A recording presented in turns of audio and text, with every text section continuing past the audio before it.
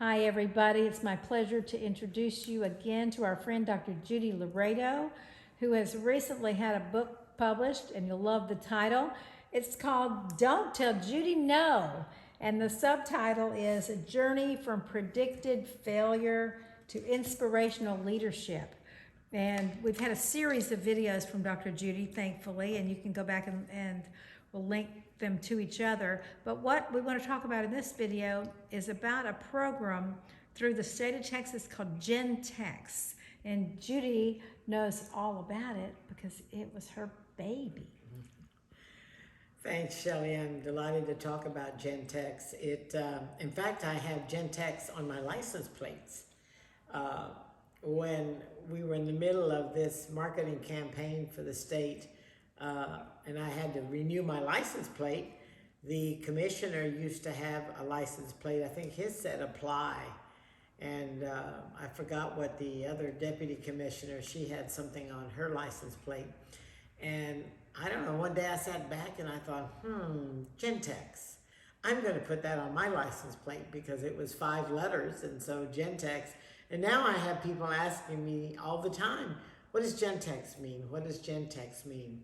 When I was the assistant commissioner for the Department of Higher Education here in Texas, one of the main initiatives that I oversaw was the development of the marketing campaign for creating a college-going culture.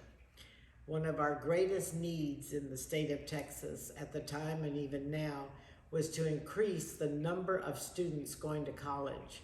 And I'll need to explain what I'm saying because not everybody has to have a college degree to be successful in life.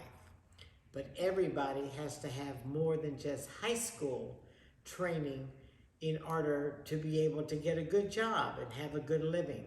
So it could mean that you may go to a technical school, or you may go to the community college and finish a 2-year associate's in a technical area, or you may go there 2 years to get an associate's and then move on to a college or then on to a university.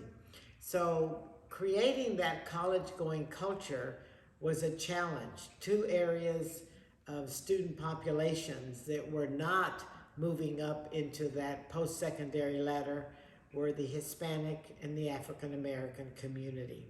Since that time, those numbers, of course, have gone up, and many more students are going on and pursuing education beyond high school.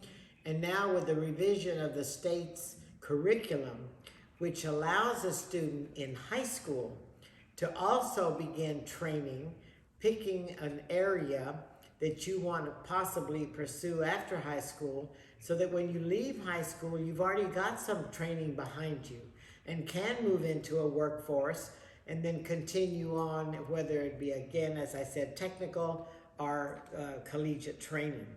And so a lot has changed since I was at the State Department, but what hasn't changed is Gen Tex. And Gen Tex is the marketing title for creating a college-going culture, because what it says is Gen means generation, and Texas, or Tex, means the future generation of Texas. And so as part of the state's 5-year plan, we worked on the development of that marketing campaign, and the title that ultimately resulted, of course, was Generation Texas. It went across the state. We got it into elementary schools, high schools, with activities that the schools could do, selecting one day a year known as their Generation Texas Day. And the purpose was to help children learn about schooling beyond their high school years, and to also feel proud about the fact that maybe a second grader is already choosing what school they want to go to or what career they want to follow. So Generation Texas really spanned a lot of initiatives, and many schools today are still doing it. They're carrying on. We had people at the State Department who were in charge of these initiatives, and we had funding from the state to move forward with Generation Texas. And so it's really to create that college-going culture and to increase the number of students who leave high school and pursue training beyond their 12th grade education. So did this go all across the state in all of the schools, all the public schools and private schools, or was it mostly for public schools? No, it went across the state, and yes, the private schools could pick it up as well.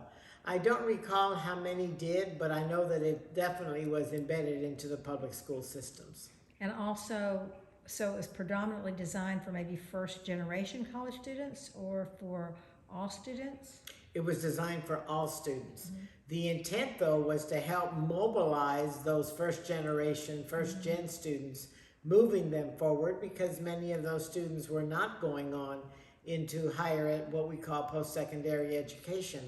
But it really was for every student to realize that in order for Texas to have a workforce, a viable workforce, you've got to educate the generation of today that's the generation of tomorrow, the future of our state. And so that's why we thought that the title Gen Tex was delivering a message that was very important.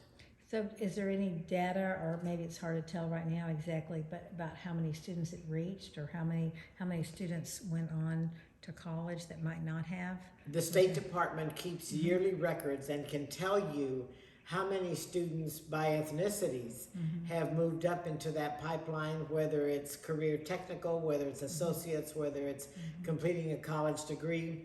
There's also the 30/30 plan of the State Department, which is their 5-year initiative, and they may be in the 3rd year right now of achieving a certain number of students moving through those pipelines and into the workforce.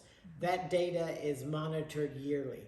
Well, what an incredible legacy you leave as you move into the writing career of writing your precious book. So thank you so much for spending some time with us at Iron Butterflies Project.